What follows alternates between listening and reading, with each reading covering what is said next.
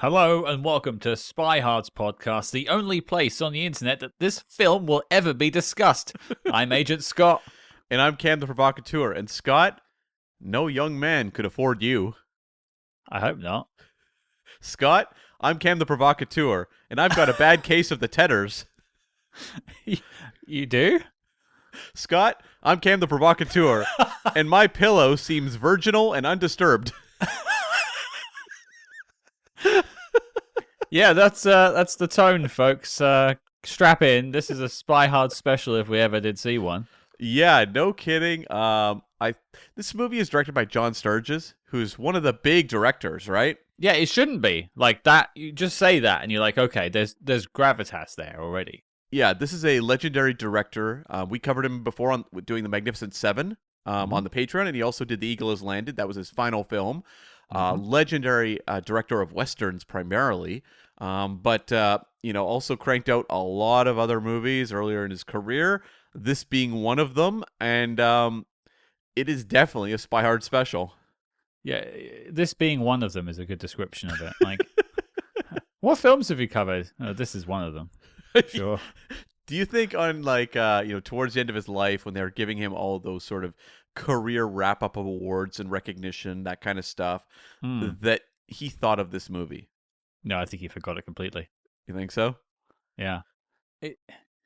The whole idea of a Spy Hard special is something that is almost near and dear to my heart at this point, because the only people that tune into this they're in two categories, right? Mm-hmm.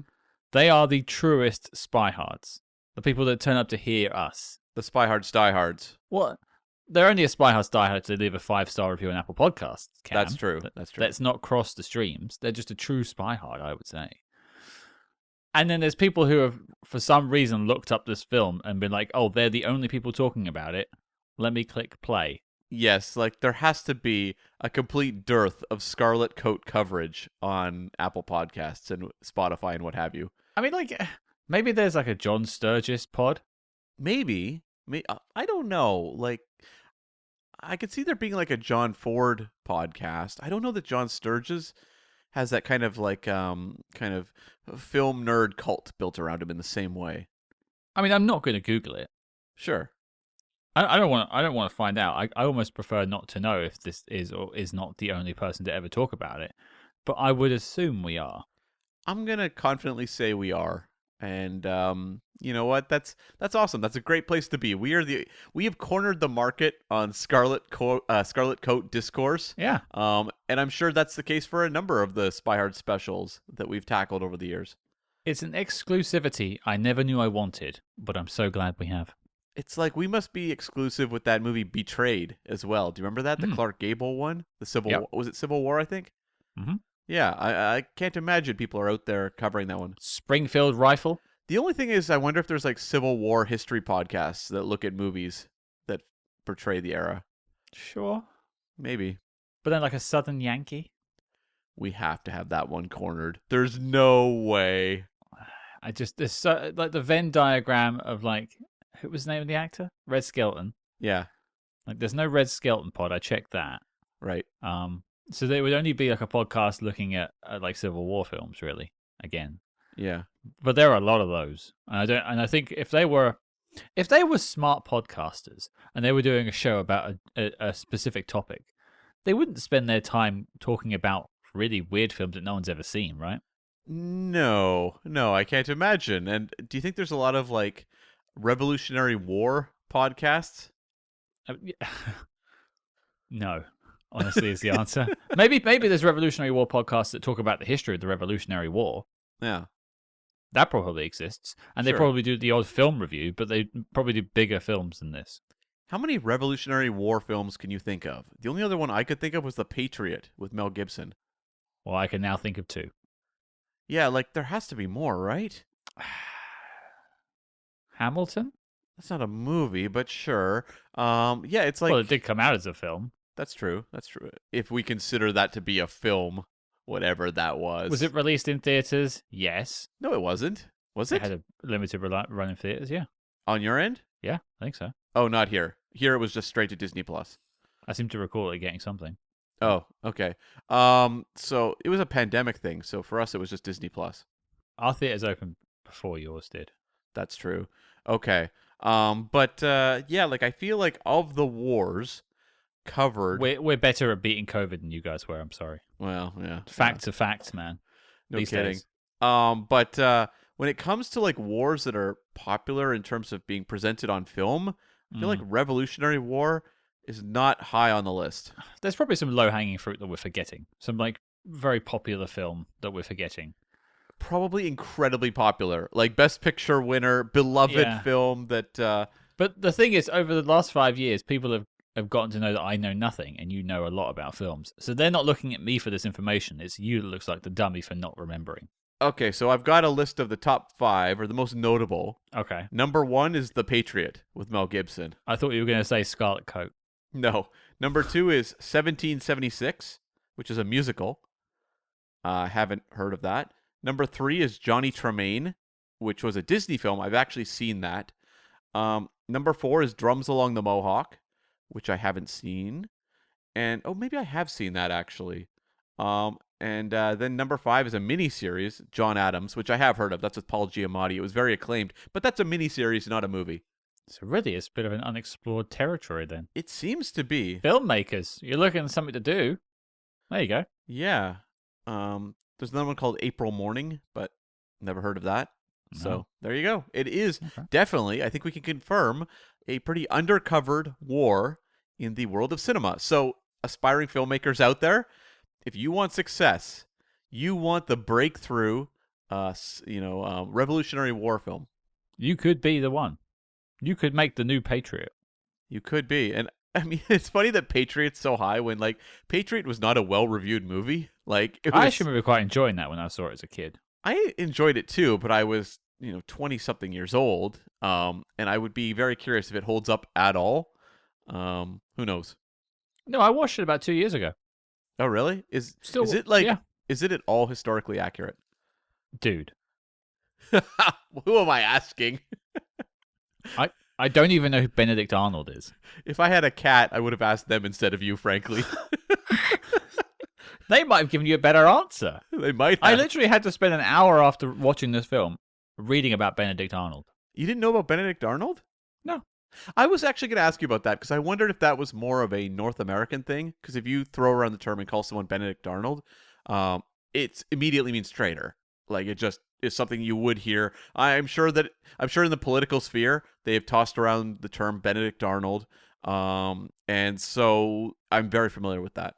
I had heard that turn of phrase before on like American television, and understood its context, but I didn't know like the story. Sure. So I don't really know the context of what Benedict Arnold did and who he was betraying, etc., etc. So like when he's at the start of this film, which we'll get into in a second, but like I had no context. Right. It was only really until afterwards I went and read about him and watched some videos. I was like, okay, I understand. Yeah. How he came to be known as this sort of the biggest turncoat in history. I didn't know the specifics either. Okay. I just knew he was considered a traitor to America, and that's all I knew going in. I didn't know he was a general. I didn't know the specifics. So this movie was, if nothing else, educational. And speaking of, Cam. Yes. What is the film? We are tackling 1955's The Scarlet Coat, directed by John Sturges and starring Cornel Wilde. Or Cornel Wilde. I think it's Cornel. Yeah, not Colonel. But for the for this movie, he went by Colonel. Of course. I mean, if I was going to have kids, maybe I would name them after a rank. Why not? Sergeant? Yeah. Colonel? Sergeant Hardy? Private? Well, that's a whole other name. And it is fascinating. Yeah, we just celebrated our 5th anniversary. And what a way to kick off the year 6. Big splashy anniversary. We're like, yeah, here you go. Have some Scarlet Coat in your mouth. That's right. We're wearing Scarlet Coats right now in celebration. And all that's left apart from that is my Private Hardy. Oh boy. Oh boy. Year 5, starting strong. Speaking of starting strong, you lot want a synopsis. Well, you're going to get one, but you might get the shortest one I've ever read. Really? Interesting. The Scarlet Coat. Behind the story of Benedict Arnold, were secrets until recently unknown. An American officer goes undercover to unmask a Revolutionary War traitor. I mean, I kind of like that. It's very punchy and to the point, Succinct. unlike the movie. Uh-huh. I mean, there's actually two versions of this film out there. Originally, I was going to watch the 90-minute version, but I managed to secure the 1 hour and 40-minute version. Yeah, and you were very thankful when you did. I was like, so much context. Thank you. Context and content. I had so many coats on. I was very warm. Okay, so the question I always ask at this point is, do you have any previous connections to it? Neither of us have any connections to this. Of course not. I mean, No. Cam served in the Revolutionary War. That's true. I am very old. So, yes, that's right. I was there. That's a very old running joke. Yeah. I was staked out along the river. No, you were in Montreal. Oh, okay. Yeah. That was a French battalion up there. Mm-hmm. Yeah, they did reference Quebec in this film. Yeah, there you go. Keeping it Canadian. So I suppose maybe the question is, what did you like? I don't know much about the Revolutionary War. Like, I see jokes about like tea bags in Boston and stuff like that. Like, whatever. Yeah. I don't care. They didn't want us. I've seen Hamilton. Right. Like, I know that much, but apparently there was a lot of rapping going on back then, and I'm not sure. I'm not sure I want to live in that time. Sure. I'm not a good rapper. I'm shocked to hear that. You're a pretty good rapper, Cam. I'm okay. You can see him stumbling over his words. Don't Google that. And what about you though? Like, is the Revolutionary War like taught in schools in Canada? Oh, I'm sure it is. I wasn't the best of students in high school. But Really? yeah, no. I always got the idea you were quite academic, funnily enough. That was more when I went to college and university, because then I was paying for it and cared a lot more. But in high school, no, I was more of this is glorified babysitting, and I just want to get through the day. So things like I did enjoy like creative writing or journalism programs like that. But when you were putting me in like social studies and math, no, not at all. I was not a good student. So really, were you rebellious actively, or was it more just you just didn't engage? That didn't engage. Yeah. Right. So like I knew the basics. I knew it was the British versus America. I knew the Benedict Arnold, tied into that. I knew the term "the Red Coats are coming." The Red Coats are coming, thanks to Batman v Superman: Dawn of Justice. Sure. Okay. Yeah. I kind of knew, I guess, the very simple details as to what had happened. However, that said, off the top of this movie, there was like text and voiceover talking about what was going on, and I was sitting there going, "Oh my god, it's like I'm back at the Russian Revolution with British agent back in the day on this podcast." Where I'm like, "Wait, slow down." Yeah, this it's one of my dislikes. Maybe we'll come back to at some point. Is I feel like you need to have some built-in knowledge to watch this film. They kept using the term verplank. Yeah, and I was just like, what is that? Blank stare at the screen. Did you Google it? No, I didn't. I thought it was more fun to not. Should I Google it? Sure, go for it. But okay. I was really questioning as I was watching this movie. What do you think? Like the youngest person that would rent this movie off Apple is? The youngest person? Yeah. Well, I'm 37. Okay, so you're there. We go. That's the answer. We found it, everyone. Yeah. Like, could you imagine a world where you would show this to like an 18 or a 19-year-old? Oh, absolutely not. I mean, maybe if you were like, by the way, I can't find the meaning of the word. Maybe if you were like a history teacher and you're trying to tell the Benedict Arnold story or something, and you want to find a way to sort of get through to the kids instead of teaching the lesson, you wheel out the TV truck and you put on a Scarlet Coat. Sure. Yeah. Like, that's the cheaty way of doing it. But other than that, I don't see kids doing this as a film. And it's not even like it's not even got like the sort of prestige or caliber of an older film like The Third Man or North by Northwest or anything like that pre-60s. No. that like people reach for. It's a completely forgotten film. I also don't hear from young people talking about how they were shown like 1950s movies in school. It's usually newer things they're shown. Mm-hmm. I just can't imagine a world where this movie continues to exist, really. Yeah, I mean, when they're out watching the Matthew Broderick Godzilla film, like, why would they be thinking about the Scarlet Coat? Well, exactly. And even then you're dating yourself because that's a 1998 movie. I know, but I was in school in 1998. I was like, Roland Emmerich. When you used to No, take the train to school every day. I took the bus. It was the steam train. Oh. No, it was like a push cart. We had to took turns pushing each other. Your bowler hats get flying off. Oi! A policeman would chase me down the street with his whistle. Good times. To be fair, I used to get chased around a lot by policemen when I was a child. But that's a whole other story. There's no way. I mean, this film could have got plays on like TCM from time to time. Sure, yes, that I could see. Yeah. I could see that. And I could see maybe like something like Talking Pictures TV here in the UK maybe playing this film. But it isn't one of those films that is like in the public domain, like a lot of other Talking Pictures TV films. It's a Warner Brothers film that you still have to pay to rent.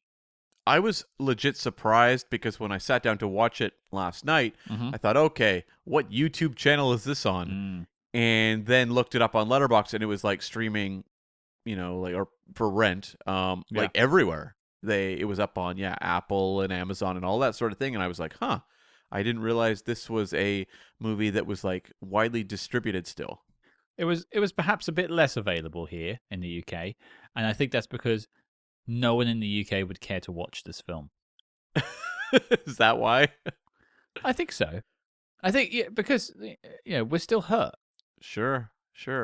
We haven't got over it. Much like the Americans like to throw around the word Benedict Arnold, we will never forgive them throwing us out because look where it got them. Right. And then like the thing is I would have thought this movie would be celebrated because of Major John Andre, who I would have thought would be a hero. Well, he is celebrated. There still is a tomb for him in Westminster Abbey. And if you think you and I are not going to that when I come to visit, I did. At this point, this has come out. You may actually be here or around about the time. So we could, when someone is listening to this right now, me and you could be standing outside Westminster Abbey, pointing at the Major Andre Memorial. We have to go. Like we have to go now. Yeah, we have to. It just forget the rest of the things we could go to. It's the Major Andre Memorial. That's right. Like I would think that because of that, in the UK, this movie would be available. Well, it isn't. Okay, well, there we go. I can't say anymore. Sorry. I can't either. For those in the UK wanting to watch this with us, it's available on the Internet Archive right now. There is a link in the show notes if you would like to watch The Scarlet Coat. So you're welcome. Or if you want to hear us talk about it, we'll try and get the review done quicker than the film is. Sure. Yes. Get you some time back in your day. You can put us at 1.25 speed if you'd like and really zoom through. And we promise to be a little more energetic than the movie. I'm not making such promises. Okay, well that's fair. Yeah. Well, let's get into it. We have no connection to it. This is a blind watch for both of us. How on earth did we don such a magnificently scarlet coat? Okay, so MGM was really excited at the time by the success of swashbuckling period pieces.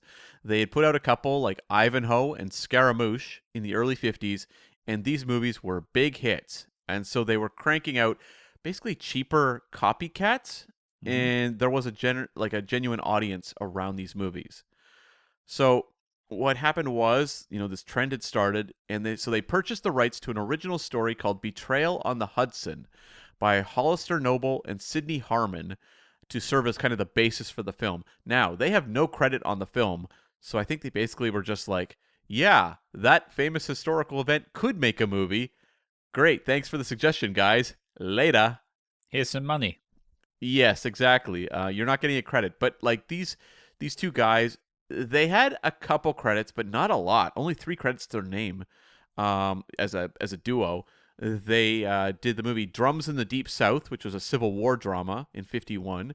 You wonder what side that's leaning towards. Yes, you can look at the poster for confirmation there. Is there a plantation in the background? They did a War of 1812 drama called Mutiny, and then a Errol Flynn diving adventure called Meru Meru. An eclectic mix. It is very eclectic. It seems like history's their thing, and then they throw like a real pivot at you with the Errol Flynn diving adventure. I guess I could see Errol Flynn doing a diving film, but like underwater photography wasn't really much of a thing back then. So was he just pretending? I don't know. We'll have to find out. Maybe we can find a way in and make that a Agents in the Field on the Patreon. Oh man, can you taste them all joining the Patreon right now for the Errol Flynn action? We're swimming in subscriptions. Maybe if we did Adventures of Robin Hood, but beyond that, don't know there'll be a lot of Errol Flynn representation on the Patreon. No. But I will note that Sidney Harmon did get an Oscar nomination for a story credit on George Stevens' 1942 Best Picture nominee, The Talk of the Town, which I have seen and I don't really remember. Damning. I think it was pretty good, but it just like I was watching a whole bunch of Best Picture nominees at that time period, and that one did not. It doesn't loom in my memory. I'm not judging you. I wouldn't have watched it. So I mean, congratulations. The thing is, though, you can't say anything about the film, so you could just say you've watched it. I could, and I did. I've seen it, Cam. Have you? Twice. Yeah. Oh, wow, we have something in common there. Interesting. Yeah, that bit where it ends was great. Yeah, I'm just pulling it up on my movie list to see what I thought of it, because I do keep like an archive of everything I've seen. And Folks, I mean, you tune in for witty banter and a deep analysis of the spy genre. I don't think you wanted to be tuning in to hear Cam's thoughts when he first wrote a review 15 years ago. Well, here we are. It's not even thoughts; it's just a star rating. So I gave it 3.5 stars, and so I thought it was good, but like not great. Can you hang on? Let's give that some justification, some context. Sure. Give me a 3.5-star film that people will know. God, I don't know. I think Bourne Ultimatum was 3.5. Okay, so it's as good as the Bourne Ultimatum. That's what I'm saying. That's exactly what I'm saying. It's exactly what you're saying. You can't back away from that. You gave it the exact same star rating. Cary Grant must have been very charming in it, so that When must did have he not. I mean, I seem to recall he like lived above someone's garage or something in the movie, or someone did. I'm not sure I buy Cary Grant ever being down on his luck. I feel like the guy could walk into a business and be like, "I'm the manager now," and you're like, "Yeah, I guess you are." Right. George Stevens was a great director. I'm sure it was pretty good. Okay. Okay. I trust you.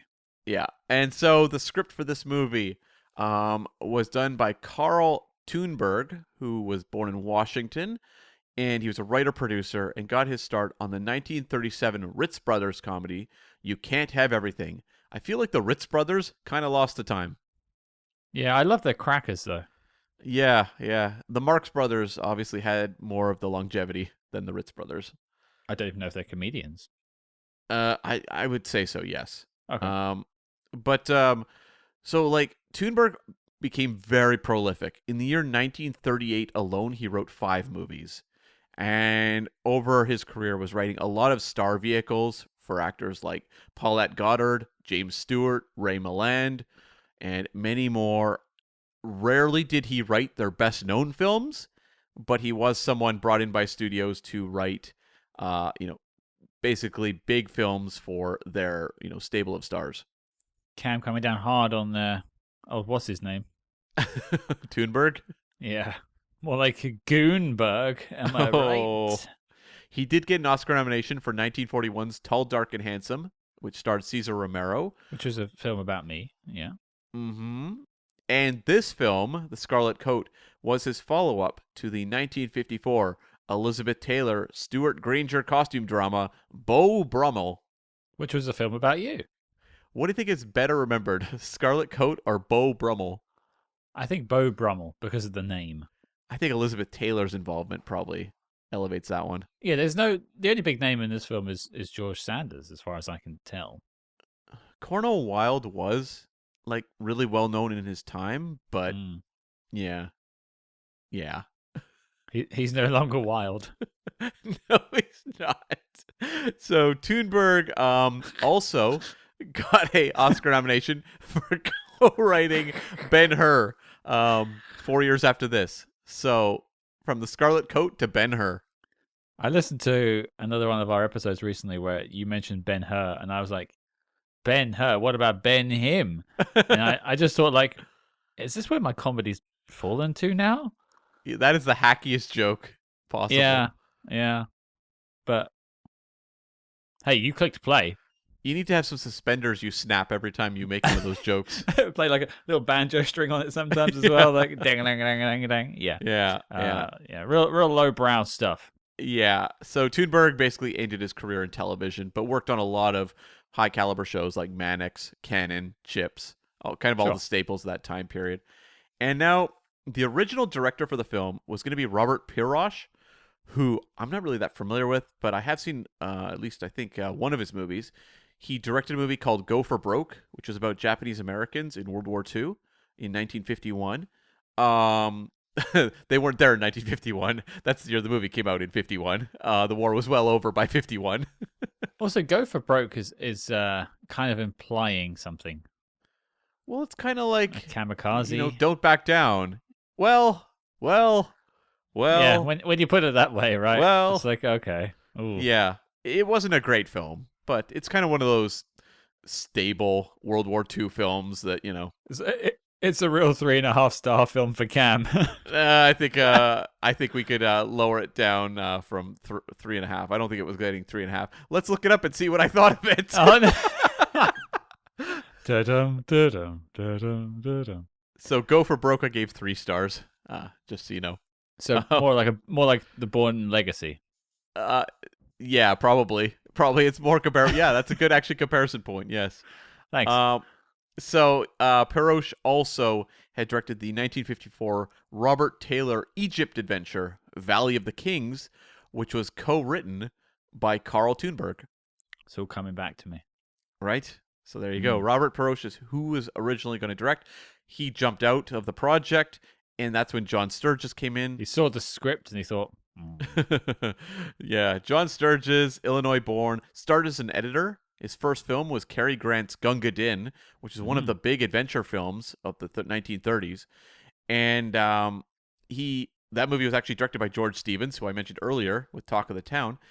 And Sturges, once the war starts, contributed by making documentaries and training films, and basically was out of, the Hollywood big picture business for a few years.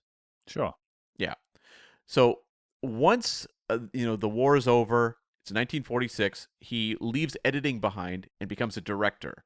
And his first film was a movie called The Man Who Dared, which was about a reporter who was an advocate against the death penalty and sought to prove how it was faulty, and then things go awry.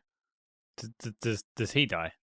I wonder if it's a little bit like that movie, The Life of David Gale with Kevin Spacey. I haven't seen this movie, but I wonder if it's like that, where it's like he creates an example to get himself put in prison or something like that. And, I don't know. I'd have to check it out.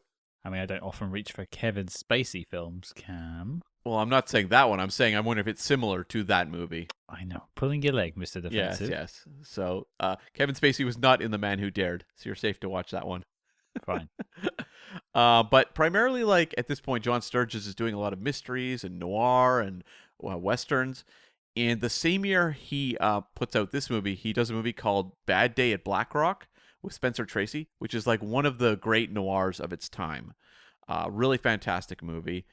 And then, after that, he has The Scarlet Coat and would go on to do movies like The Magnificent Seven, The Great Escape, Ice Station Zebra, Le Mans with Steve McQueen, McHugh with John Wayne, and his final film was The Eagle Has Landed. So we've still got one of his to tackle then. Yes, that's right. We do. Yeah. Ice Station Zebra. Yeah, okay.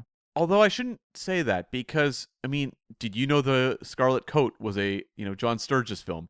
I didn't. No, I think you're right. I think when we covered The Eagle Has Landed, we referenced Ice Station Zebra, but I don't think we ever mentioned The Scarlet Coat. No. So for all I know, there's movies on our master list that are directed by him that are just from earlier in his career. when there's more things like this, more oddities floating around. Well, there's only one way to find out. Yeah. Like Pokemon, we got to catch them all.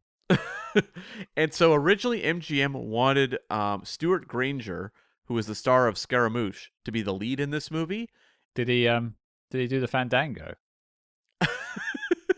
Thunderbolts and lightning. Very, very frightening. Oh, boy. But Stuart Granger, I feel like, is an actor who's not particularly well remembered now. But one of his big hits was King Solomon's Mines back in the day. Okay, yeah. Yeah, one I he know. did Sure. 1950 version with Deborah Carr that was Right. very popular. And so he was out. He didn't want to do it. And so then they went to Robert Taylor, who in his time was a huge star, and another one that I just don't think people really remember anymore. But he was best known for movies like Quo Vadis, which was a Bible epic. It's actually very entertaining, and Ivanhoe. So, that is another swashbuckler. So it makes sense why they would want him as well. But he was like, no, I am not donning that scarlet coat. And so they grabbed Cornel Wilde, who was coming off Cecil DeMille's 1952 Best Picture winner, The Greatest Show on Earth, which was a circus epic. It's often considered one of the worst Best Picture winners of all time. But it was the movie that inspired a very young Steven Spielberg to look into that filmmaking thing. Does he reference it in The Fablemans? Yeah, that's the movie he's recreating at the start when he's making the train set derail. Well, there you go. Okay. Has more of a legacy than the Scarlet Coat. It does, and I watched The Greatest Show on Earth many years ago with my sister, and I think we kind of enjoyed it, but I'd be curious to go back to it now and see if I thought it was anything great. Well, it makes sense you did, seeing as she joined the circus afterwards. That's true. I've never seen her again. I mean, the elephant suit was a bit much, though. That's true. That's true. Yeah. Tacky these days. Janine, you probably shouldn't be doing that.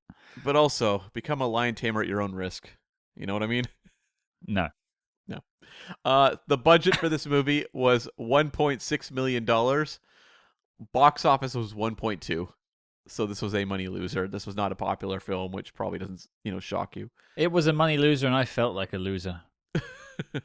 The top 3 for the year. Number 1 was Cinerama Holiday, which was a travel documentary created to show off the Cinerama format, which was the format that wrapped around the theater.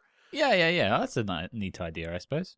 Yeah, it was sort of a documentary of a couple going to various locales, like Paris, for example. Yeah. And audiences would drink in the scenery. That's a pretty sweet way of doing it, I think, actually. I mean, I don't... Because some cinemas do that here in the UK. Cineworld, I think, is the chain. They call it D-Box. Mm-hmm. Yeah. It's a terrible name for it. Well, D-Box is the shaking seats. No, we call that 4DX.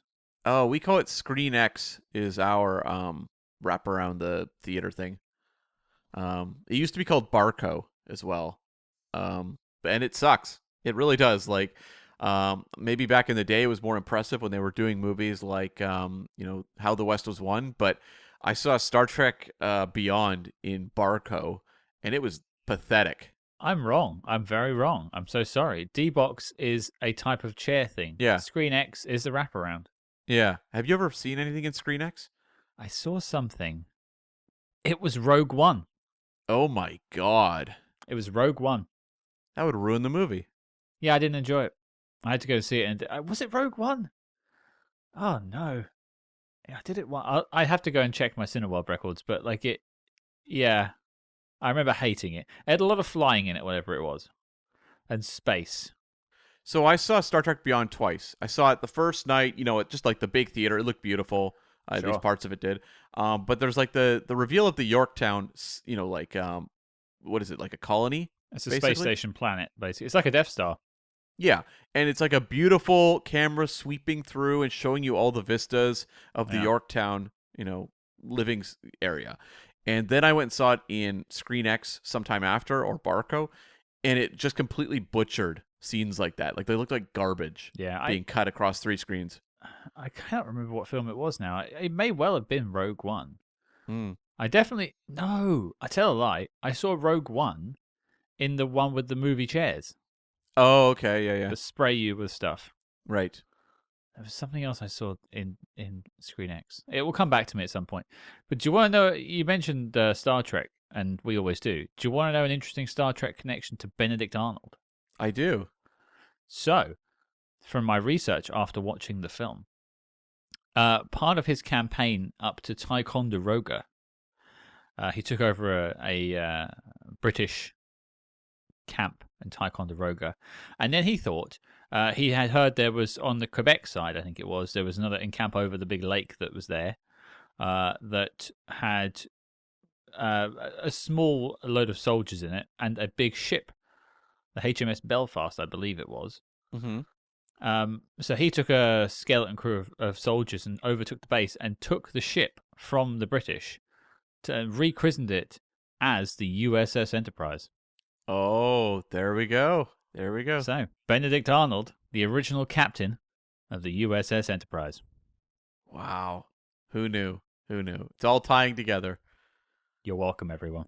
Yeah, yeah. That's why you tune into the Spy Hearts podcast every week. Star Trek factoids. Yeah, that's right. Yeah, yeah. Number 2 for the year was Mr. Roberts, which was a Navy comedy drama with Henry Fonda, and that was a Best Picture nominee as well.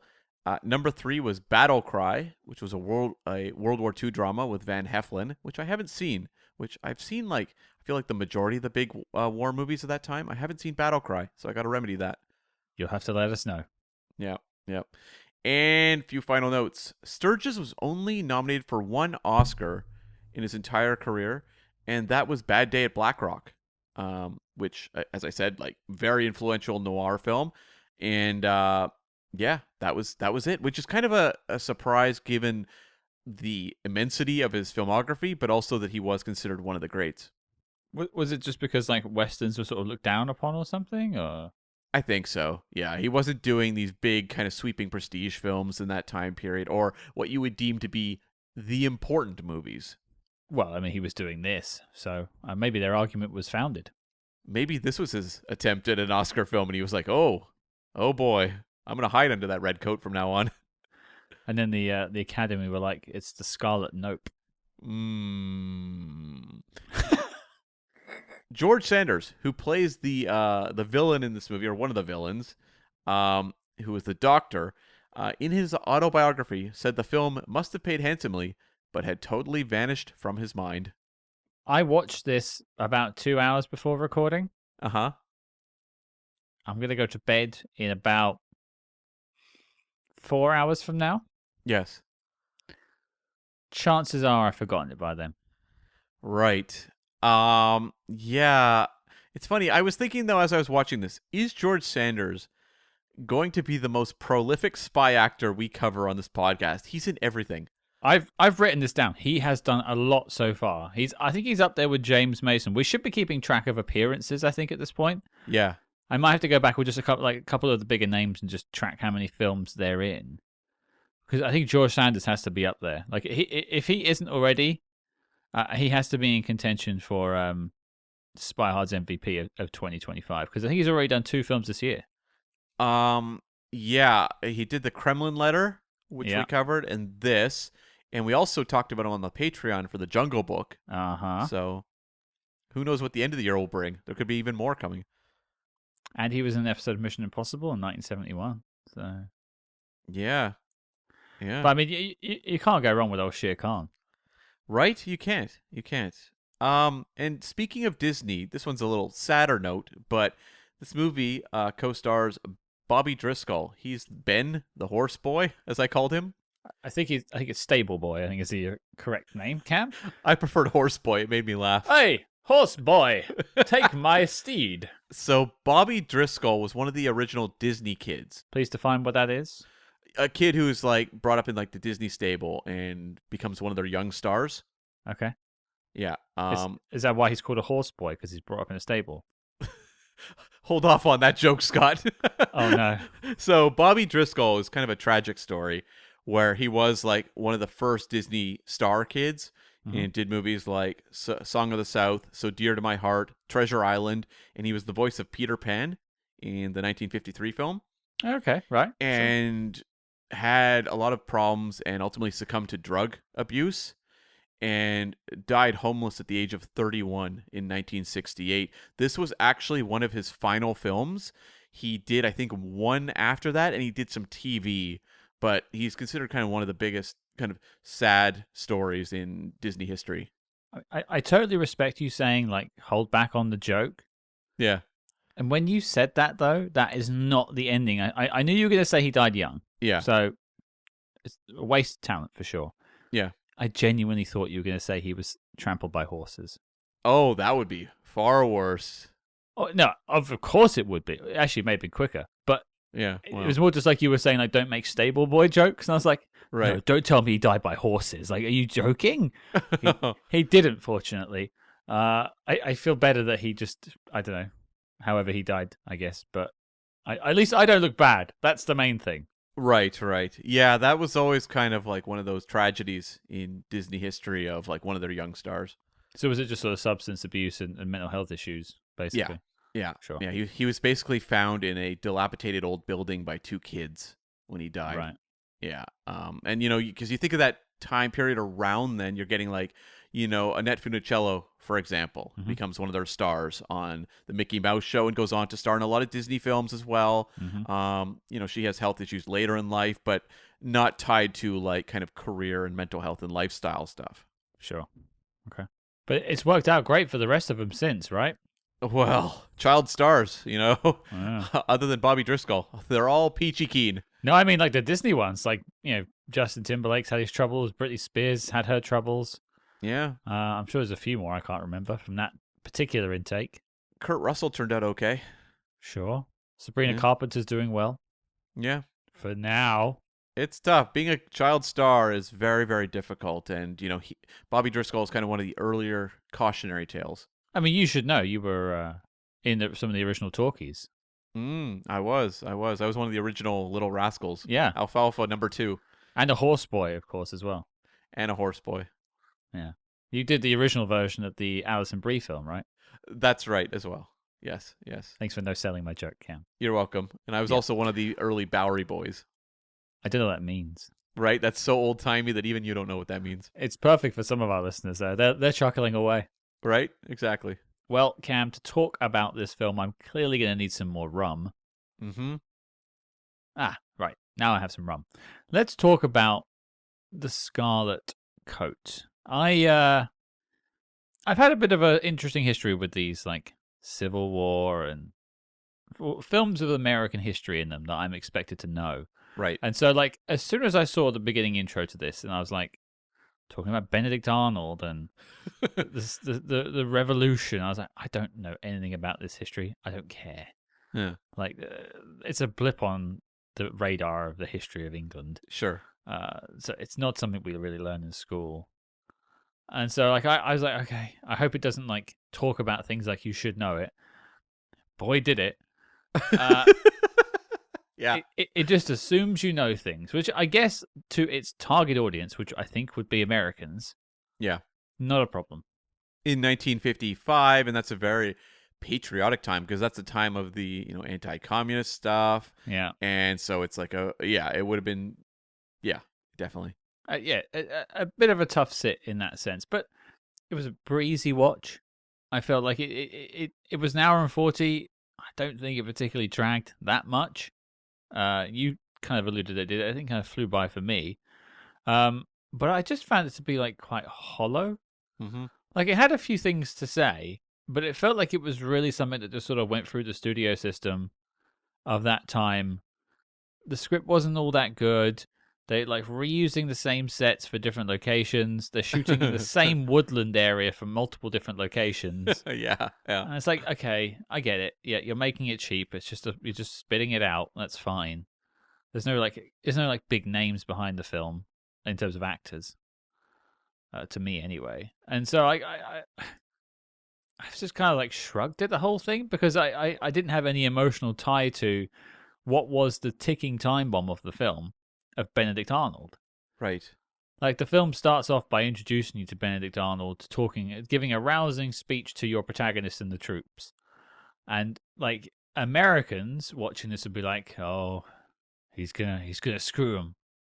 I'm like, this guy seems nice. Right. Great speech, Benedict. I hope you come back. And then obviously we find out what he did later on.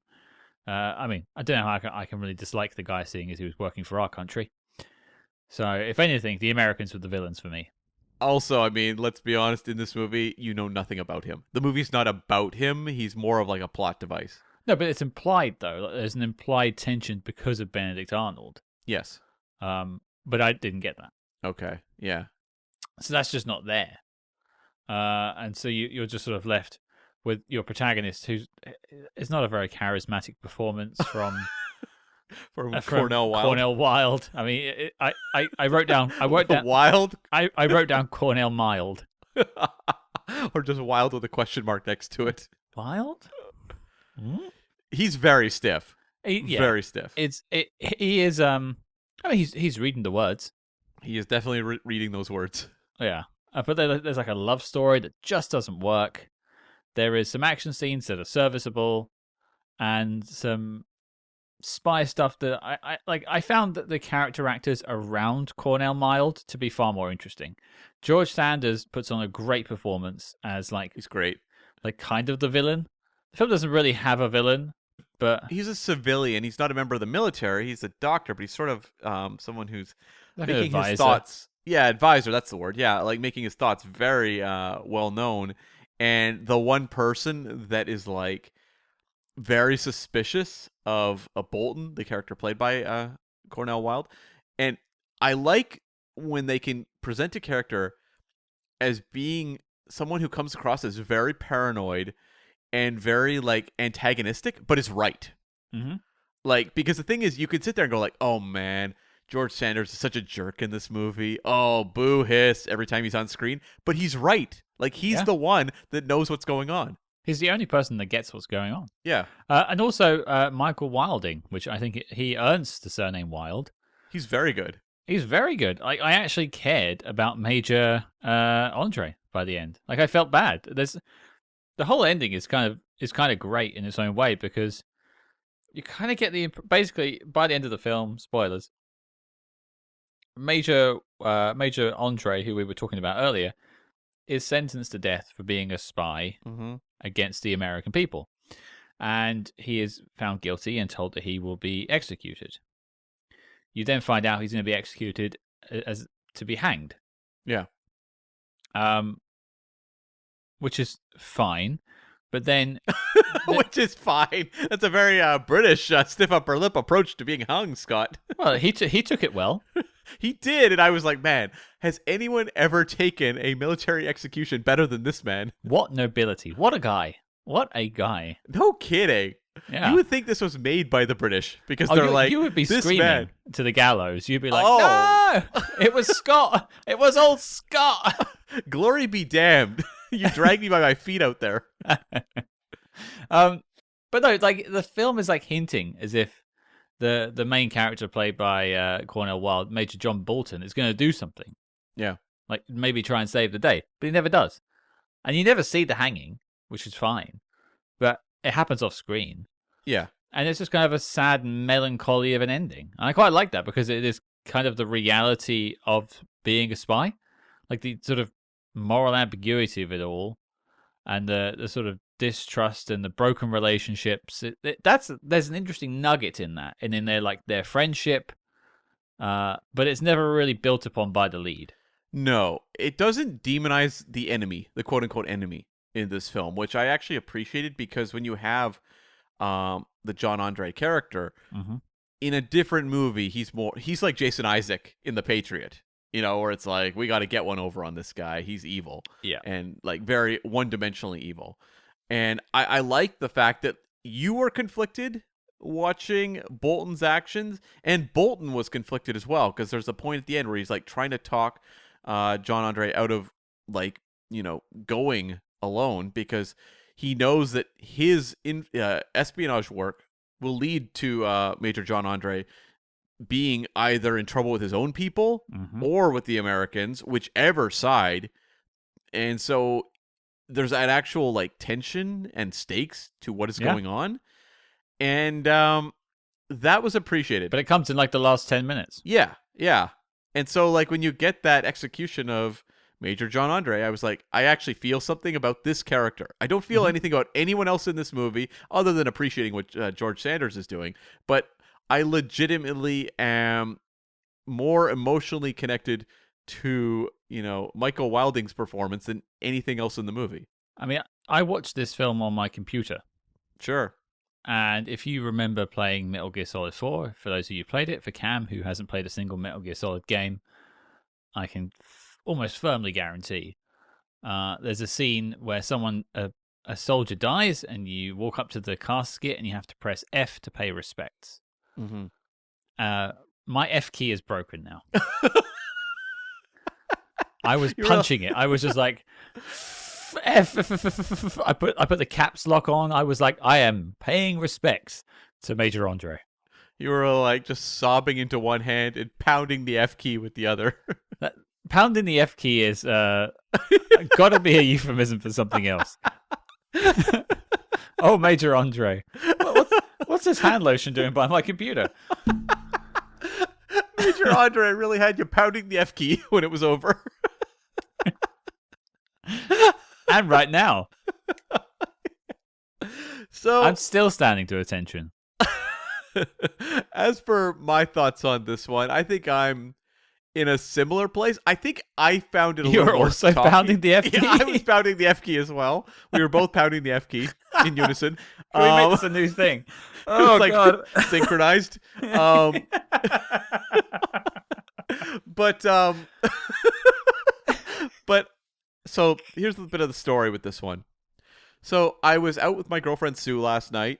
We went out for dinner with her family, and then we went out and saw the new Final Destination film, Bloodlines, which it was definitely over the top. I found it very enjoyable, but Sue knew that we had to come back and watch this movie for me to be able to review this today. So she was on board, and I was like, it's only an hour and 40 minutes. So, okay, so we came home and we had some cupcakes and tea and whatever.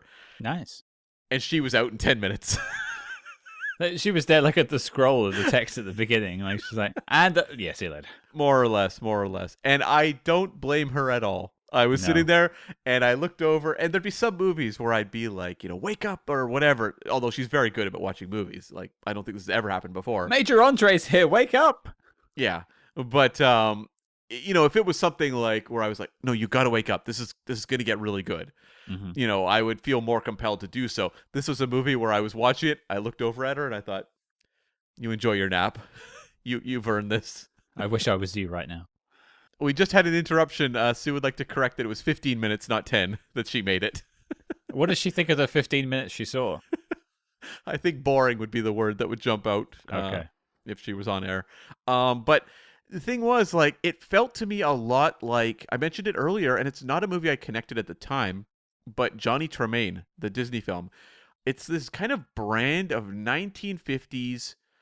They're not always American history. Sometimes it's like, it could be like movies set in Scotland or Britain, or what have you. But like, they are these kind of stodgy, history-based, I guess you'd say, adventure films or dramas.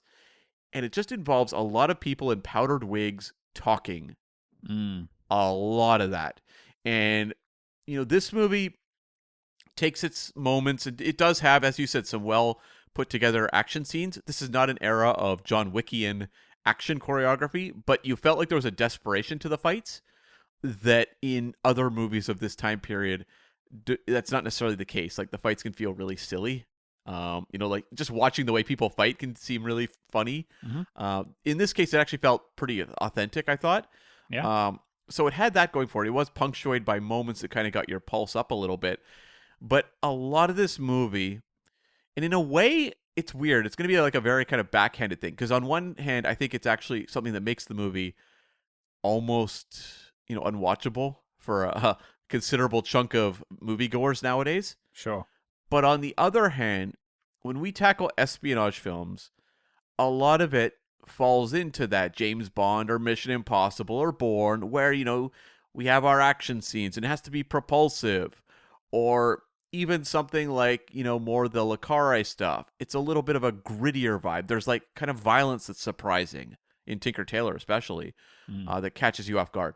Whereas we don't have a lot of espionage films that kind of dare to be boring with their espionage. Where it's just like, how brave. where it's just people in a room just talking in kind of monotone voices.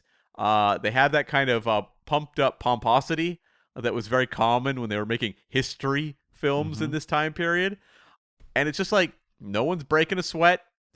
Even a moment where, Bolton is potentially going to be found out. He doesn't seem particularly concerned. I don't think his voice raises a slight, touch at all. I don't think his heart quickens at all. And it's just like, no, we overcame that with a sentence or two. Moving on to the next bit of espionage. And so in that sense, I was like, you know what? This movie feels very different from a lot of what we cover. And so I can appreciate that, even if I acknowledge that it is not for everyone at all. Well, I think the question would be like, who is this for? Well, I mean, the thing is, like, they're saying it was inspired by that big, popular trend of these swashbuckling films in the 1950s. But they had action. Yeah, like, I haven't seen Ivanhoe or Scaramouche, so, like, maybe they're along the same lines. I really don't know. Well, it's like, one thing I wrote down is a film we tackled a few months ago, Red Skelton, Southern Yankee. Yeah. 1948. Yeah. So 7 years before this. It had far more action. Yes. Like, this is practically a sleeper, comparatively speaking, and it's longer. It is.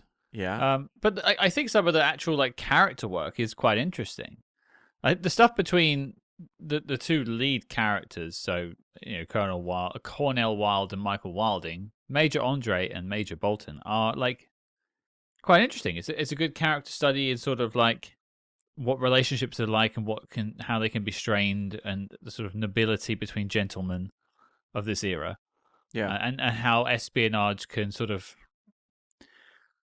tax the relationship, but how like trust and again, I'll use the word nobility again, can sort of rise above that. Mm-hmm. Because like if they had these people in the modern day film, they would hate each other. Yes, definitely. They're on complete opposite sides of it, like left and right, basically. They would hate each other. It's not quite the dynamics of the Revolutionary War, but whereas these two people like both understand where they're coming from. It's like in the trenches when on Christmas Day in World War I, where the German and British soldiers came out the trenches and played football. Right. No one in those trenches believed the other one was the enemy, particularly. They were just boys shoved into these trenches and told to shoot in the general direction. And there was a bit of human in there that they found. And that's kind of what's here. Maybe I'm giving it too much credit, but I found a little bit of that in their relationship, talking about the humanity behind, these people that are on polar opposites of a war. Well, it's like Spielberg has a moment like that in the movie War Horse, where it's World War I, where the horse gets caught in like barbed wire and both sides take a break to free the horse. That's a moment like that as well, acknowledging that kind of humanity. And it's something that like I think is going to be a real ask for people, which is that you have, Bolton and Andre opposing sides, spending time together. Bolton is our protagonist, so in theory, we want his spy mission to be what succeeds. We don't really care going in as much about the British because we're being told it from a point of view of the American spy. But the thing is, like, their friendship kind of removes any of the edge in terms of any sort of conflict, which is interesting. And you also have a love triangle with Anne Francis as Sally Cameron, who shows up and I guess has some sparks with Major Bolton early on. It's not so much a triangle as more of a George Harrison, Eric Clapton situation where they're like, do you wanna? Sure. Yeah, which again, no tension in that, is there? There's nothing really for an actor to work with. No, it's like in a different movie, you would have conflict over this in some way. And Michael Wilding's character is like, you know what? It's okay. Wherever she winds up, I'm happy. I'm glad she's with you. Yeah. And so it's like, oh, okay. And I like that they didn't actually at the end say that, well, Major Bolton and Sally Cameron are getting married. They kind of left that ambiguous. Which is different to Southern Yankee, for instance, where the very questionable lady friend in that film and him basically it was inferred they were got together and went off and got married. That's right. Yeah. Yeah. Yeah. No, I think that's some of it that works, and maybe that pivots us into things that we like about the film. Mm-hmm. I think Sanders and Wilding are the MVPs. Yes. Sanders specifically puts in quite a unique performance. He's not playing something I've seen him do before. He's this sort of disgruntled doctor who has been shamed out of the medical community because he's been practicing on cadavers. Yeah, grave robber. And so they're like, hey, get the hell... Yeah, grave robbers. They're like, get the hell out of here, you freak. Yeah. And so he's like, oh, I better go to the front line. Plenty of bodies there. Creepazoid. But to be fair, he also practices great hygiene by washing his hands after patients. So he gives 2 tutorials in this film. One is about washing your hands, and the other is about making beer. And I was like, these are so weird. Like, the movie just stops dead. So George Sanders he's a very particular guy, I get. Like, that's what George Sanders was trying to portray. Yeah, but it's funny that like they just stopped dead for George Sanders to basically address the other actors in the scene, but also the audience. I'm all for it. It's like a weird character beat that you wouldn't get in like a modern day film because they're all just so homogenized. It's bizarre. Yeah, and I think this is after George Sanders has won the Oscar for All About Eve. So this is like Sanders at the top of his powers, and this is why you hire him. Well, like he's doing Jungle Book a few years later as well, isn't he? Yeah, that's more that's in the 60s, towards the end of the 60s. Yeah, I said a few years later. I was first introduced to George Sanders many years ago on this show, and I had a really rough time with the film he was in. He's won me over. That was Lancer Spy, I think, originally, yeah. That was one of his first roles. He must be in a absolute crap ton of World War II era like spy and espionage films. He must be. He's got to be. He's got to be. We'll have to go through and count it. I think he may be. We'll have to find out who has been in the most amount of spy movies. I suspect it's probably some sort of like British character actor. Yeah, whose name doesn't necessarily pop to the forefront of our minds. No, maybe we have to preface they have to be in the main cast. Yeah, because like Peter Lorre, who was our Spy Hard's MVP one year, was in a ton. And I'm sure we'll see him many more times. But it does seem like George Sanders is maybe his British counterpart. Yeah, perhaps so. He's a very tall thumb-looking British counterpart. And we've spoken about Major Andre and Wilding's performance. I think he gives the character a lot of gravitas. He holds himself in high esteem, and you can see that. And he respects his rank, and it's nice to see it not being played for jokes, because technically he's the enemy. He's part of the British. Yeah. They could easily play them as buffoons. You watch a lot of World War II propaganda films, the Nazis are all portrayed as buffoons. Which, yeah, I get it. But like the enemies in this aren't played as idiots. They're played as just as capable. They just happen to lose in the end. Yeah. Yeah. It's like John Sturges is really interested, I think, in playing both sides in a way where they're both understandable or sympathetic to the audience. I do the same thing. I can tell you it's a lot of fun. Right. There you go. There you go. For my it kind of falls under John Sturges, which is like, this script ain't spectacular. It's really not. No. But he brings a lot to it in terms of the fight scenes we mentioned, which are legitimately effective. There's like some fencing matches between the two leads that, they're just sport. They aren't like trying to kill each other, but like, again, they're well directed, well choreographed. Yeah. Like they look good. Yeah, they look good. But also there's a lot of atmosphere. There are scenes where, they're down by the river at night and there's just like smoke machines in overdrive to create that fog. And these are all little touches that make these scenes feel, I think, a little more cinematic, probably more so than realistic, but it's effective. Sure. And I think of that scene early in the movie where you have a guy on a horse trying to get away and they're shooting at him. And that scene looks really cool. It's dark and kind of foreboding. The movie was using the location at Sleepy Hollow for some locations, which I've never seen the real Sleepy Hollow, so it was interesting to actually see it on screen. And like you can see that kind of gothic vibe that John Sturges is adding to it.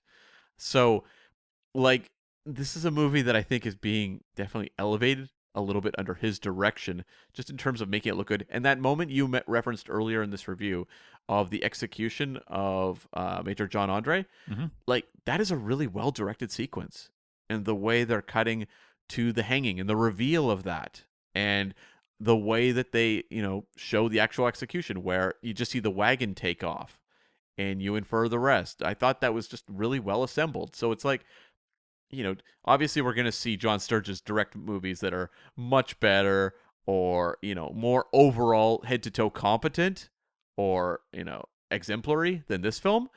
But the touches are there, that because in different hands, this movie would be more like some of those Disney infotainment films like Johnny Tremaine. Well, yeah, I think that my other like was going to be the final scene. So you've brought it up already for me. It is shot in a cinematic way. Like a lot of the film looks quite flat at times. Like a lot of the standing in bedrooms, standing in offices scenes, just like wide shots a lot of the time. But in that particular moment, they've got a lot of extras in uniform, all saluting the major as he's going to be hanged. Like it just looks good. And I remember like Tonight We Raid Calais. Like it was quite it had its remarkable moments, especially like looking down at Lee J. Cobb through the two like hatches and stuff. But that scene at the very end where they're leaving and the women are standing on the edge, and they're kind of lit from the side, like that. In that moment, the filmmaking took a step forward. Right. I feel the same way about this final scene. The rest of the film, not so much, but this scene in particular, I felt like it was, I guess, John Sturges, flexing his muscles. Yeah. And you know how like a lot of scenes, you reference them, there's a lot of talking scenes, and it's just like wide shots of people talking. Yeah. Do you think like, I know that when Stanley Kubrick was making Barry Lyndon, he wanted all the scenes to look like paintings of that time period. Do you think that's a little bit of what they're going for here? Where all these scenes of them talking, it's supposed to like represent all these paintings. You go to the Louvre or go to any of these places, you can see all these paintings like this, where it's guys in powdered wigs standing around. Do you think that's what he's trying to go for? Maybe, or maybe he just had no money. Maybe, yeah. Or just wasn't inspired by the material. Yeah, well, he got all the coverage he needs in a wide, and that's it. Fine. Yeah. Also quite prolific at this time period, so how many movies was he shooting around this point? Yeah. It could just be the one for me, one for you model. He just had to do this as a contractual obligation. Who knows? Yeah, maybe. And my final like is that this is the second spy movie we've tackled that features a pincer movement. We interrupt this program to bring you a special report. Agents, where are you? Why do you hide? Follow that Patreon trail and make Spy Hards your guide. That's right. From Spy TV reviews covering the antics of George Smiley, Jack Bauer, and the Slow Horses, to reviews of non-spy movies from your favourite spy actors, there's no more secrets over on our Patreon. But Cam, tell the listeners about this week's top secret broadcast. Well, Scott, we've heard a shot, we've witnessed a return, we've experienced a strike again, and now it's time for a little revenge. What am I talking about? We are looking at 1978's Revenge of the Pink Panther this week on the Patreon. Are we still ready for more Clouseau? Or are we ready to go the Dreyfus route and check into a mental asylum? Tune in and find out. So accept your mission and help support your favorite spy movie podcast at patreon.com/spyhards. But before we activate the fourth protocol, let's get back to the spy jigs. All right, dislike time. We'll plow through them. We've talked about quite a few of them already, I imagine. I want to start us off with the love story. Yeah. We haven't really spoken about the actress, Anne Francis, who plays Sally Cameron. Yep. She's sort of introduced to us in the beginning as someone who's trying to slip into the British lines to see her lover, which ends up being Major Andre. And so that's how, she's giving a slip to Major Bolton. And there's like a little bit of a spark there, and there's sort of a will they, won't they. She doesn't like him at first. Eventually, she sort of falls for him. I say eventually, quite quickly. But you find out she's sort of with Andre as well, so it's kind of this girl is interested in your lead, and I guess your antagonist for at least a while.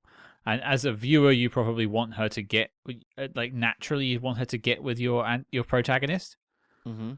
But I never felt a single connection or a spark between the two actors. And I didn't feel any spark between her and Michael Wilding either. Nope. I don't think that relationship was necessary. Truth be told. No, and like Anne Francis, was an actress of some renown. Like she was the lead in Forbidden Planet, which is a classic sci-fi film. Okay, yeah. She was the villain in a kind of 2 episodes of Man from U.N.C.L.E. in the early season. She's very good there. Mm-hmm. So it's not like she's not someone who's not capable. She was actually in Bad Day at Black Rock as well with John Sturges, bringing her back to work with her there. It's just like this character, they haven't figured her out. She's very watery. Mm-hmm. And it's this, well, I could be attracted to either one, but there's no kind of fire beneath it. You don't kind of really sense anything between the two. And like she's working opposite like a block of wood in Cornel Wilde, Mm-hmm. who, again, he is actually really good in the movie Leave Her to Heaven, which is a very early kind of femme fatale film. Kind of an early take on like Fatal Attraction or Basic Instinct, that kind of thing. Sure. Great movie. I love it. I have the Criterion. He's good in the movie. So I've seen him be decent. He ain't Cary Grant. He's not a charisma bomb, but I've seen him be functional in movies. But having her play opposite him here, it's just death. And there's the part early on where it's kind of this, well, you can have me because that's all I can do to basically get out of here. And, this back and forth. But she's playing opposite nothing. He's just like staring at her blankly. Well, there's also, I think, one of the things that doesn't work for the character is that she has her morality is also skewed, because the man she's trying to escape to, Major Andre, is on the British side. Yeah. But she has leanings to the Americans. Yeah. I don't know what the army's quite called at that point. And so she has a little speech about how like she's still kind of pulled that way, and she's perhaps more on side than you think she is. But it never goes really deep enough to actually deal with the inner struggle she must be facing as a human. Mm-hmm. Because technically, if this was better performed and perhaps better written, she would be exhibiting this sort of like pull, this contrast. She's fighting between two worlds. Her love is pulling her in two different directions, along with her morality is pulling her in two different directions as well. It's a very complex situation to be in. British came over as settlers.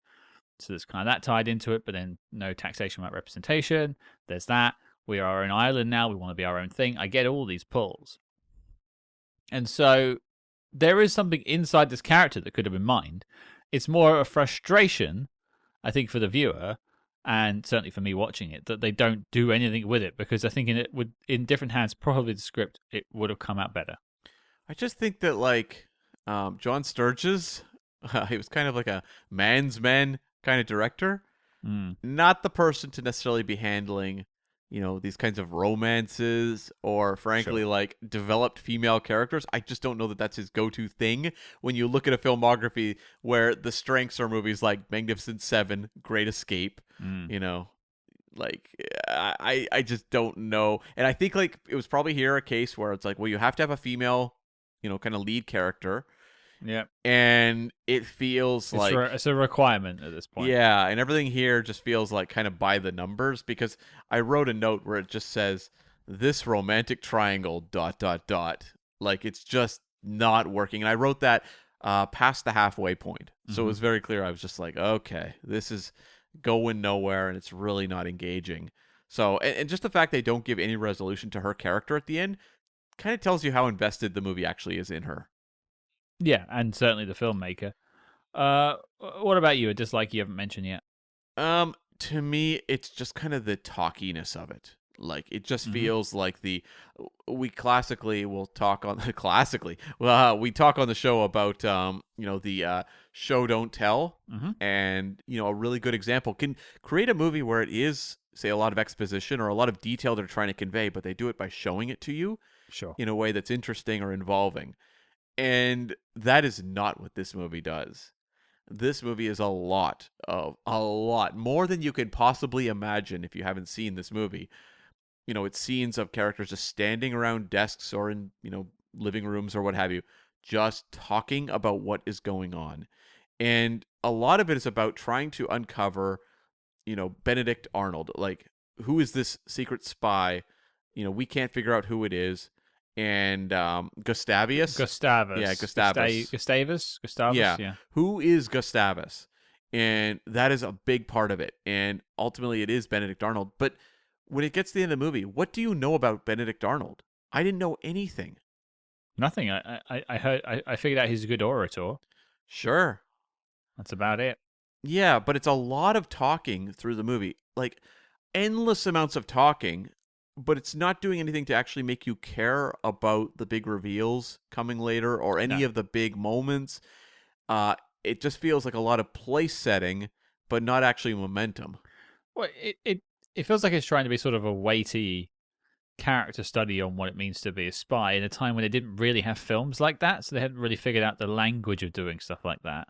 I mean, John le Carré wouldn't even put his first book out, I think, until the 60s. Right. So, we hadn't really had stories like that. And the only real conflict you get from Major John Bolton is just realizing that Andre will be affected. But there's not a real sense of, the cost of being a spy going on. Yeah, and what other films like this would do, like take Mission Impossible, Dead Reckoning, for instance, like going all the way to now. You'd have a talky exposition scene, quite heavy, like story dump, but then you'd follow it with some of the most breathtaking action you've ever seen in your life. Right. So you can kind of forgive the chatty, talky stuff because at least you're going to get like Tom Cruise being an absolute mad lad afterwards. This is just talking followed by talking. Well, there's like the scene at the start of Dead Reckoning where it's almost like an exaggeration of exposition where people are finishing each other's sentences. Yeah. It's all these higher ranking people just finishing sentences. But during that scene, Tom Cruise is in disguise in the background, and you're kind of waiting to see what's going to happen. So it's like throwing kind of a wrench into an exposition scene. So you're at least going, okay, I'm listening to what they're talking about, but what's going on at the background there? Something's happening. Yeah. And there's none of that here. There's not a single moment where I ever felt any sort of danger for Bolton, and that's kind of a problem. Like, I should feel something. And, the fact that you get to this court case towards the end of the film with impassioned speeches from Bolton, in defense of Wilding, it's so common with these types of movies, these kind of talky 1950s history comes alive movies where invariably they wind up in court, and you're like, okay. But it doesn't seem like there's any life to it. There's no blood in these movies. No, I feel like it's just doing what it needs to do. It's going through the motions, really, with a lot of this film. It has its little moments that we've spoken about. I think the only other thing I would note that I think is a failure is the film relies on your knowledge. Any film that like needs you to know stuff going into it, unless it's part of a franchise, like a different film, maybe. Yeah. And even then, I think there needs to be ways of catching people up a little bit. Like, this film expects you to know who Benedict Arnold is. It doesn't give you anything. Right. And if you don't know that, you don't know necessarily the danger. Because what Benedict Arnold is the biggest, like, he almost caused them the war. Right. Which you don't have that sense at the end of the movie of the importance of him. Because it's one thing, like, you could easily have an audience member that doesn't know who Benedict Arnold is. That's fine. But if you show them the movie, you want them to walk away and go, oh, like, I understand the significance and why he had such an impact. On history, but I don't think you really get that from this movie. Well, they play him as like quite like sniveling and conniving in a sense. Like he runs away. At the end, he doesn't even face anything. He runs away and ends up living the rest of his life out in England. And that's a different film would like set the table out of what would happen if he is successful in his plan, because he's trying to give them West Point, which is a key position on the Hudson River. Like, that would have changed the war, and he fails completely. Yeah, and I have read, I am no historian of the Revolutionary War. I have read enough things at this point, though, that have said that this movie's wildly historically inaccurate. Right. So I'm also like, okay, you're kind of stodgy and kind of talky, but you're also... So you mean sturgy? Stodgy. Stodgy means just kind of like full of itself. I I was going by Sturges. Oh, Oh, very good, very good. No, I didn't catch that one. But golf clap. Thank you. Thank you. But if you're going to at least give infotainment, it should probably be a little more accurate then. It needs a bit more tainment. Well, or info. If the info is not accurate, yeah. then it's kind of like, wait, you are boring a lot of the audience. And being incorrect. For what? And being incorrect, yeah. Yeah, yeah. All right, any final notes, Cam? I've got a couple. What have you got? I've got a couple things. There was the superior officer that Bolton was reporting to, General Howe. Did you recognize him? Don't be going through his IMDb page now to figure out why you know him. No. Okay, I was going to click it, but I won't. No, I don't recognize him, Cam. Go on. Okay. Well, he was the villain in Cloak and Dagger with Henry Thomas. The old guy? Yeah, he was the old man. Yeah. Wow. I still want to do an interview for someone who worked on that film. I know. Yeah. I've tried to get Henry Thomas, which it always baffles me that he said no, considering he doesn't do anything. Maybe I'll try again. Yeah, so he was also, of course, the sheriff in Psycho, right, as well. So we've seen him a couple times. Yeah, sure, okay. We did the Psycho over on the Patreon, right? That's right. I had two other things. I did like the eyeglasses on the document approach to passing coded messages. I thought that was kind of fun. Nice little touch. Yeah. You know, I like when we can watch a spy movie and I see something I haven't seen before. I haven't seen that before. Mm-hmm. And now you can see it through the spy glasses. I can. Yes. So maybe that should be our next T-shirt. It's just like old-timey document with old-timey eyeglasses on it. And it says spy and hards. So it says like spy and then hard, but there's words in between. That's right. Yeah. Okay. I can make that happen. If anyone desperately wants that, I will make it happen. That's right. And then lastly, I thought the Ben the Horse Boy stuff was pretty dippy. This like screamed to me. It felt like a Disney movie where it's like, I don't know how old Bobby Driscoll was at the time, maybe 18 or 19, but they're treating him like he's 12. Yeah, because they said like you can sign up the day before your next birthday, which it implies it's in like 5 years, and then moments later he's in a uniform. And there's also a part where like they reference, I'm guessing, the Anne Francis character, and then they're like, Ben, you'll understand those feelings one day. Yeah, whoa, hubba. Yeah, it's like they're basically taking someone who looks like a pretty grown man, but giving him that Jiminy Jillikers kind of dialogue, and it's like, oh, this stuff is just weird. No, I think you're right, Cam. I think it's a bit of an odd choice, and it is strange seeing him turn up in the uniform at the end, because the impression is moments ago he was a child. Yes, but then he killed a man and became a man. There he did. He got that tingle. He did. He got the tingle. I got two notes. Firstly, this is the second film we've had that features fencing. Yeah, Die Another Day. Yeah. But who fenced better, Bolton or Bond? I mean, you're asking me to compare Pierce Brosnan against Cornel Wilde? I think the Brosnan one with Toby Stephens is more exciting. This is more like restrained, gentlemanly sport in this movie. Bolton has some skills that Major Andre hasn't seen before, so he could be quite the savant of the fencing. Could be. Yeah. I don't know. I've only seen Bond fence very briefly. He then got a sword very quickly, so I don't know who would outlast him, but I think Madonna would wipe the floor with all of them. I agree with that. Still waiting for a Sigmund Freud to analyze me. Last thing, is this the earliest set spy movie we've ever tackled? Oh, earliest set. I was going to say, no, we've done things well before the 1950s. Earliest set. 1755. It might be, yeah. I'm racking my brain. Like you wouldn't think about it, but it probably is true. Yeah, because that's before the Civil War, and that's before the Russian Revolution. Yeah. I'm trying to think of what other period era spy films we've tackled that took place at different points in time. Well, we've never done one that took place during the American Revolution. No, and we haven't done any like old-timey British or French-based espionage stuff either, I don't think. No. So I'm willing to bet it is. Interesting. Well, watch this space, folks, to see if we tackle something set earlier. Huh. I'll have to go look for our catalog and see if I can find something. I think there must be something set before this, Mm-hmm. but I was reading about it. I don't know if it says at the beginning of the film where I was reading about it, but apparently the American espionage agency or whatever they sort of put it together as was founded because of the Gustavus case.